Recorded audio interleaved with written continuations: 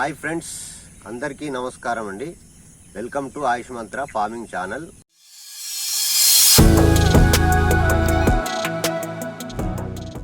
ఈరోజు ఒక important topic అండి. అదేంటంటే నేను ప్రతిరోజు సమ్మర్ సీజన్లో అంటే ఎండాకాలంలో నేను ప్రతిరోజు జీవాల యొక్క షెడ్ క్లీన్ చేసుకొచ్చి చేసిన తర్వాత ఆ గొర్రెరు అంటారు ఫ్రెండ్స్, తెలంగాణ భాషలో వచ్చేసి ఈ గొర్రె పేడను, ఈ గొర్రెరు అనేది ఒక బస్తలో ఎత్తి ప్రతిరోజు నేను బైక్ మీద తీసుకొని వచ్చేవాడిని అండి. తీసుకొని వచ్చి ఇదే చిలకలు పోసాను ఫ్రెండ్స్. 1 ఎకరంలో ఇదే చిలకలు పోసాను. దాదాపుగా ఆడొక్క కుప్ప అనుకుందాం. సపోజు మళ్ళా ఒక 5 అడుగుల తర్వాత మళ్ళొక కుప్ప, మళ్ళొక 5 అడుగుల తర్వాత మళ్ళొక కుప్ప, ఈ విధంగా ఆడొక్క కుప్ప పోసుకుంటూ పోయానండి ఫ్రెండ్స్. ఎండాకాలంలో మొత్తం 1 ఎకరం వరకు ఎండాకాలంలో పోసిన ఎరువు 1 ఎకరానికి సరిపోయింది ఫ్రెండ్స్. ఆ ఎరువు పోసిన తర్వాత మంచిగా ట్రాక్టర్తోని ఒక ఈరువాలు దున్నిచ్చి పత్తి గింజలు పెట్టానండి. పత్తి గింజలు పెడితే చూడండి ఫ్రెండ్స్ మీరే, పత్తి ఎలా ఉందో. పత్తి చాలా బాగా గ్రోత్ వచ్చిందండి, బాగా ఎదుగుదల ఉంటుంది. ఎందుకంటే గొర్రెరు పోసినాం కదా ఈ చిలకలో. గొర్రెరు పోసినప్పుడు ఈ పత్తి చేను అనేది చాలా గ్రోత్ వచ్చిందండి, అంటే మంచిగా పెరిగింది అనమాట. దీని వయస్సు వచ్చేసి 25 రోజులండి. దీని వయస్సు 25 రోజులకు ఎంత ఎత్తు పెరిగింది చూడండి ఫ్రెండ్స్, చాలా ఎత్తు పెరిగింది. ఇంతవరకు నేను దీనికి ఫర్టిలైజర్ వేయలేదండి. ఫర్టిలైజర్ అంటే అడుగు మందు డిఏపి కానీ 28 కానీ ఎలాంటి మందు వేయలేదు నేను. దీని వయస్సు 25 రోజులేనండి. ఎంత హైట్ పెరిగిందో చూడండి ఫ్రెండ్స్ మీరు.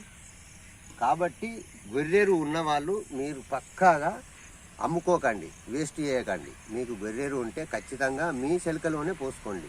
మీ ల్యాండ్లో పోసుకొని మీరు పత్తి పెట్టినా, మొక్కజొన్న పెట్టినా, వరిచేనుకైనా, ప్రతి ఒక్క తోటకైనా, కూరగాయలకైనా, ఏదైనా ఈ గొర్రెరు అనేది చాలా బాగా పనిచేస్తుంది, అంటే ఒక సేంద్రియ ఎరువుగా.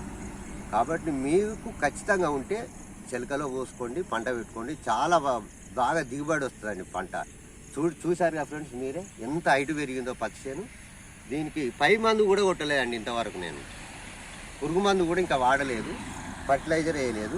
అదే పక్క చిలక ఉంది ఫ్రెండ్స్, ఇప్పుడు చూపెడతాను మీకు. అందులో గొర్రెరు పోయలేదు పక్క చిలకలో, అది కూడా ఇప్పుడు మీకు చూపెడతాను.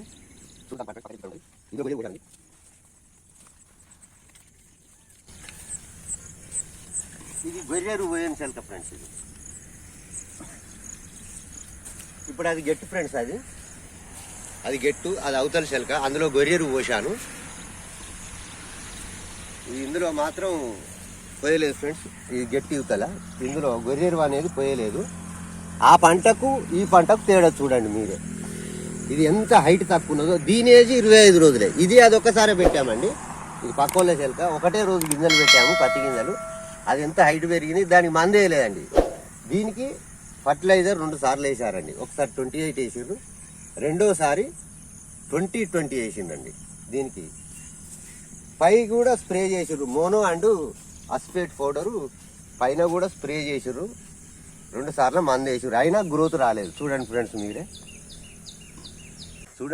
మీరే, ఈ చేనుకు ఆ చేనుకు తేడా చూడండి. ఇది ఎంత గ్రోత్ తక్కువ ఉంది. 2 సార్ల ఫర్టిలైజర్ వేసిండ్రు, పై మందు కొట్టిర్రు.